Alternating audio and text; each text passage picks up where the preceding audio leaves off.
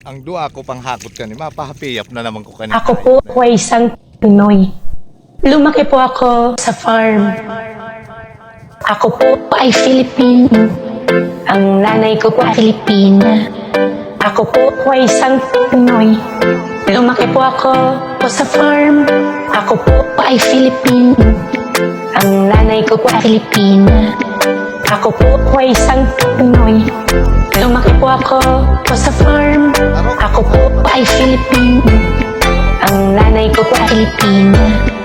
Ako po ay isang Pinoy. Lumaki po ako sa farm. Nung bata pa ako, di ko kilala nanay ko. Nilagay ako sa farm kasi andun aking lucky charm. Tinuruang magnegosyo at dun ako unting natuto. Ngayon'y malaki na ako, ang aking pera ay lumubo. Ako po ay simpleng tao na merong negosyo.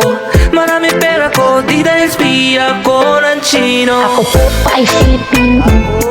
Ang nanay ko po ay Filipina. Ako po ay isang Pinoy. Lumaki po ako sa farm. Noong bata pa ako, di ako pinag-aral ng tatay ko. Sa aming farm ako nag-schooling, tutorial lang ni Ma'am Robilin.